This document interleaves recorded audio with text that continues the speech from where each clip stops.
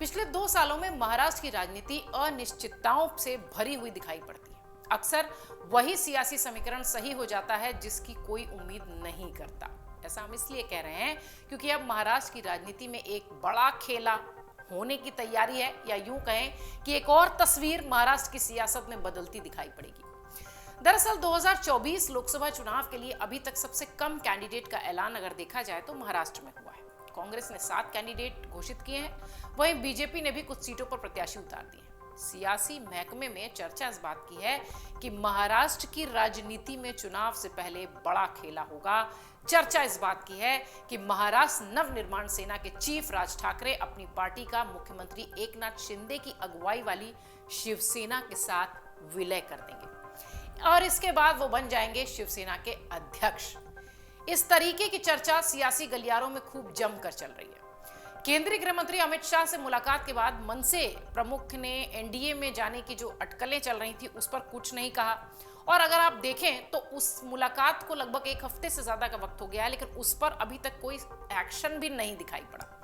इसके बाद मनसे में महाराष्ट्र में 3 लोकसभा सीटें मांगे जाने की भी बात रही, लेकिन उसमें भी कोई नया अपडेट नहीं आया। महाराष्ट्र के राजनीतिक हलकों में चर्चा इस बात की है कि अगर ऐसा हुआ तो राज्य की राजनीति पर व्यापक, बड़ा, वृहद, ब्रॉड अगर कह लीजिए तो असर पड़ता दिखाई पड़ेगा।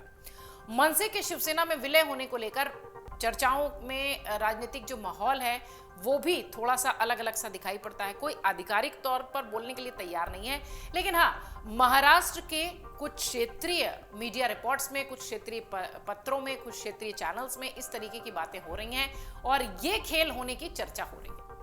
इसमें मनसे नेताओं ने नाम न छापने की, नाम न दिखाने की, नाम न बोलने की शर्त पर शिवसेना चीफ बनने का ऑफर मिलने की बात स्वीकारी है। हालांकि जैसा कि हमने शुरुआत से कहा कि कोई औपचारिक ऐलान अभी तक नहीं हुआ है। अगर मनसे चीफ शिवसेना में लौटते हैं तो वो राज्य में शिवसेना के नेता के तौर पर पूरे राज्य में चुनाव प्रचार करते दिखाई पड़ेंगे। कई सूत्र ये भी कह रहे हैं कि बीजेपी ने अपने इस प्रस्ताव के बारे में सीएम एकनाथ शिंदे को भी जानकारी दे दी है, अवगत करा दिया है।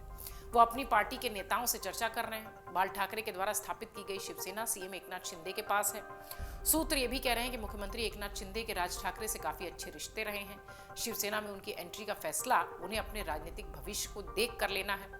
महाराष्ट्र में इस साल के अंत में विधानसभा चुनाव भी होने हैं। इतना ही नहीं, मुंबई बीएमसी के चुनाव भी अभी लंबित हैं। कांग्रेस और बीजेपी ने अपने कुछ कैंडिडेट्स का ऐलान भी किया है।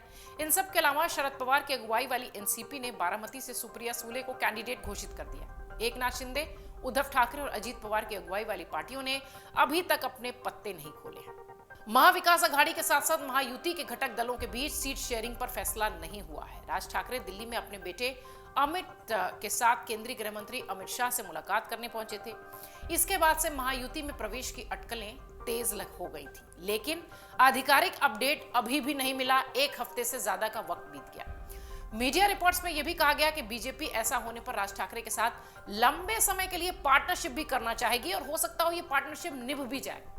अभी तक महाराष्ट्र में बीजेपी शिवसेना के साथ रही है। अब आपके जहन में यह भी विचार आ रहा होगा कि आखिर राज ठाकरे को शिवसेना का चीफ क्यों बनाया जाएगा, इसके पीछे सियासी वजह क्या हो सकती है। समझिए, दरअसल एकनाथ शिंदे को चुनाव आयोग के फैसले के बाद पार्टी का नाम और चुनाव चिन्ह दे दिया गया है।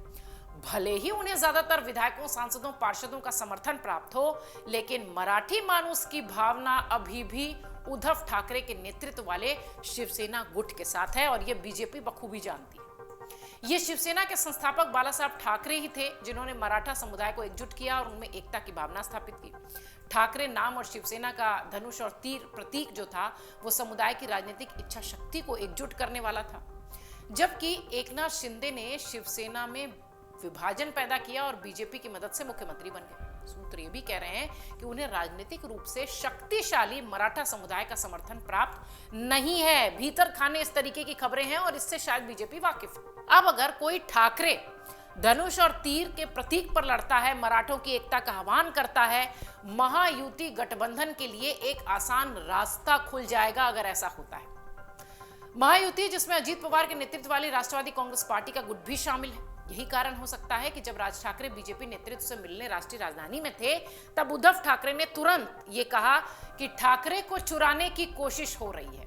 अब भीतर खाने क्या बातचीत हुई है और क्या खिचड़ी पक रही है ये तो कहना थोड़ा मुश्किल है, लेकिन हाँ निश्चित तौर पर जिस तरीके की सियासी तस्वीर दिखाई पड़ती है उससे ऐसा लगता है, और जिस तरीके की चर्चाएं हो रही हैं उससे ऐसा लगता है कि मनसे और राज ठाकरे दोनों शिवसेना में शामिल होंगे, और तब जबकि चुनावी मौसम है, और तब जबकि महाराष्ट्र में एक बड़ा खेल करने की तैयारी बीजेपी खुद भी कर रही है। अगर आप ये वीडियो YouTube पर देख रहे हैं तो हमारे चैनल को सब्सक्राइब करें और बेल आइकन को दबाना ना भूलें। अगर आप Facebook पर ये वीडियो देख रहे हैं तो हमारे पेज को लाइक करें।